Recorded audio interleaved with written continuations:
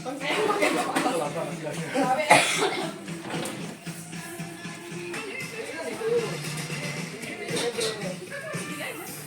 dibilang berat sama dia.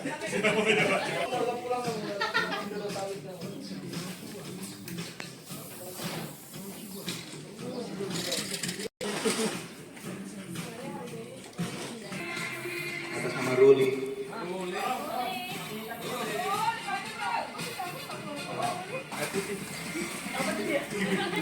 Atas nama Nisa.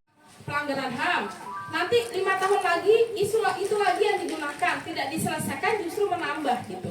Rumusnya misalnya pada tahun pertama pemilu misalnya akan menyelesaikan A, tetapi A-nya tidak selesai, maka dia menumpuk di tahun pemilu berikutnya. Kemudian tidak selesai juga di tahun pemilu berikutnya, pasca itu numpuk lagi.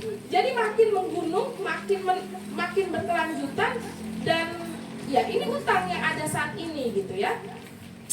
Dan kalau kita lihat dari seluruh janji-janji yang dipaparkan, sebenarnya tidak ada janji baru atau tidak ada hal-hal baru, adalah hal-hal yang lama yang terus diulang dengan narasi-narasi yang mungkin ditambahkan atau narasi-narasi yang dimodifikasi gitu. Mungkin teman-teman media bisa melihat bagaimana narasi-narasinya sebenarnya mirip saja, tapi mungkin dia menggunakan, kalau sekarang itu pakai istilah-istilah kekinian gitu ya. Misalnya pakai gerakan-gerakan unyu-unyu lah gitu. Itu sebenarnya hanya sehubungnya membungkus bagaimana krisis terjadi di Indonesia, khususnya juga di Kalimantan Timur. Diumbar sebenarnya janji yang terus membangkrutkan. Kalau teman-teman tahu, seluruh pasangan calon dari waktu ke waktu zaman pemilu adalah berkeinginan membangun atau meningkatkan ekonomi gitu. Target yang disusun itu adalah 7%. Dalam data kami misalnya yang kami himpun sejak 2019-2014 ketika SBY Budiono misalnya, mereka menyebutnya 7% pembangunan atau peningkatan ekonomi 7%. Di tahun 2014-2019 misalnya, Prabowo juga walaupun dia tidak terpilih, dia menyebutkan bahwa akan meningkatkan sampai 7%. Jokowi juga menyebutkan hal yang sama gitu. Ketika dia berpasangan, dia juga menyebutkan bahwa akan menaikkan taraf ekonomi kita ke 7%. Jadi ini berulang, kalau kita lihat skema di awal tadi, ini terus berulang digunakan hanya modifikasi kata-kata saja yang keluar gitu ya. Sedangkan janji yang terus diumbar sebenarnya bertujuan untuk membangkrutkan ruang hidup ekologis kita. Kenapa? Karena janji-janjinya itu selalu ditopang dengan industri-industri rakus lahan, industri rakus air, industri penggusur gitu. Salah satunya misalnya ada penambangan panas bumi yang masuk dalam klasifikasi energi baru terbarukan, bersih, hijau. Nah, dia menggusur siapa? Menggusur masyarakat di Mataloko dan juga masyarakat di Ulunggu, Manggarai, Nusa Tenggara Timur gitu. Termasuk yang ada di Kalimantan Timur, sudah ada 2 smelter, satu di Balikpapan dan satu di Sanga-Sanga gitu. Sanga-Sanga sudah menyebabkan kematian bahkan gitu. Dan ini masuk dalam radar atau masuk dalam satu keranjang energi bersih, energi terbarukan gitu. Pada malam hari ini, tidak lama beberapa jam lagi kita akan mendengarkan debat cawapres yang isinya membahas tentang, ini ya, saya sambil buat contekan, pembangunan berkelanjutan, sumber daya alam, lingkungan hidup, energi, pangan, agraria, dan masyarakat adat dan desa. Kita perhatikan saja apa yang akan direncanakan. Bayangan kami mereka akan membicarakan hal yang sama, tetapi juga memberikan janji kebangkrutan.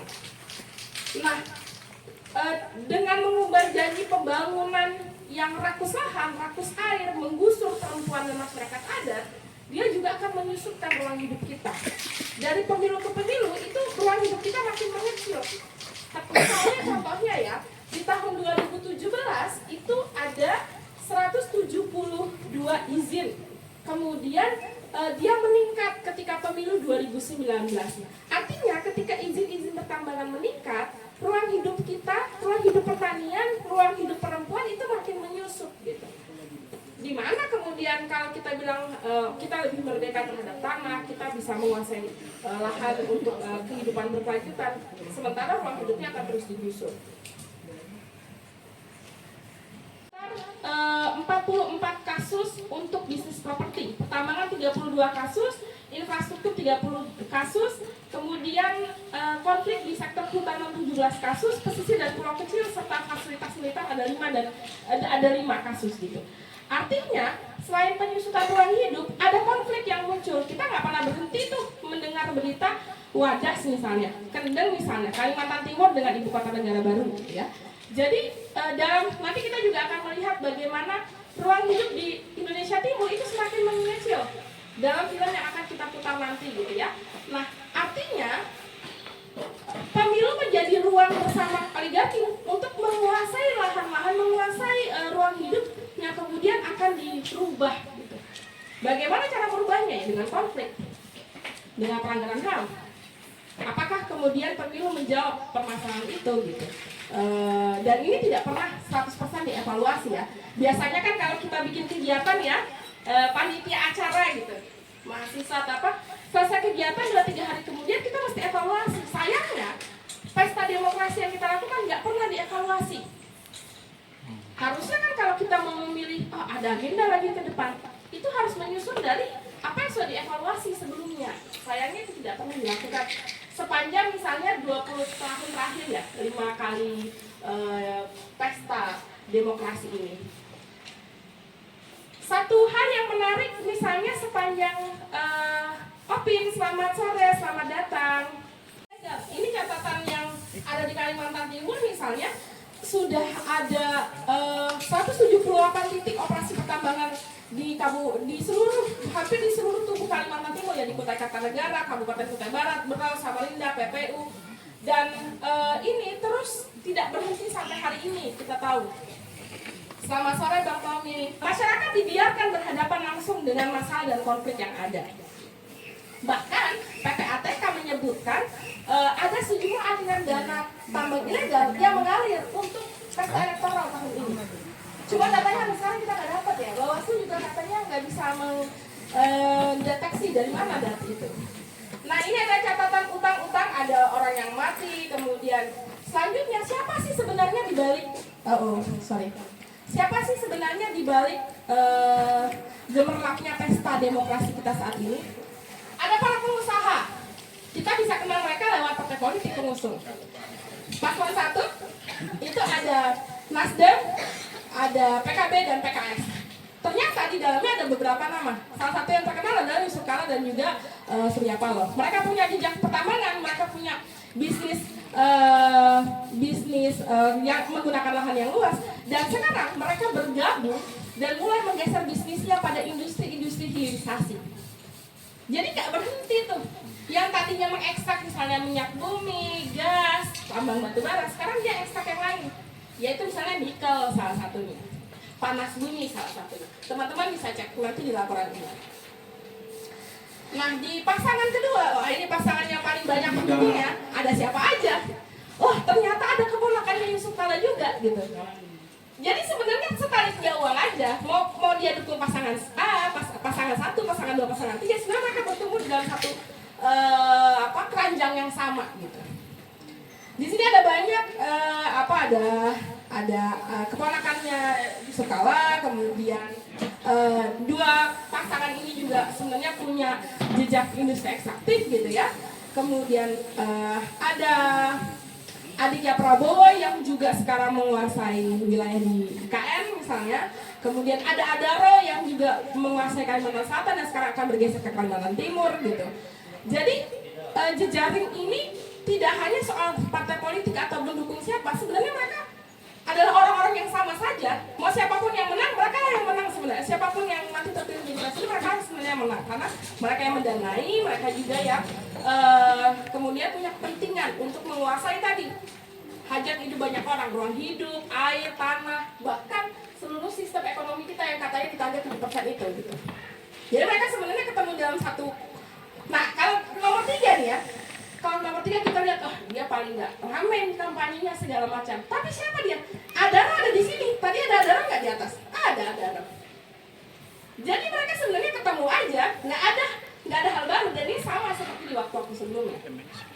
Ada siapa nih? Ada anak sulung dari Haritanu Sudibyo yang mendukung paslon nomor 1. walaupun dia yang kedua paslon nomor 3, paslon nomor 3. Nah, dia juga ada hubungannya dengan industri yang lain misalnya di atas tadi. Jadi sebenarnya sekali 3 uang mereka memang bergabung. Yang akan terus tadi memberikan janji yang membangkrutkan, tidak melunasi janji-janji di waktu-waktu sebelumnya, akan terus melakukan pelanggaran HAM gitu. Dan akan menghancurkan Kalimantan Timur tentu saja, karena Kalimantan Timur menjadi salah satu pusat ekstraksi ya sumber daya alam.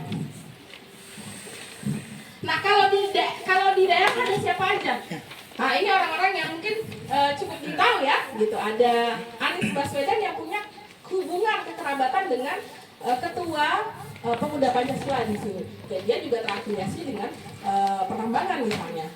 Ada keluarga Mas'ud dan Andi Harun yang juga menguasai wilayah-wilayah pesisir gitu. Andi Harun adalah wali kota Samarinda.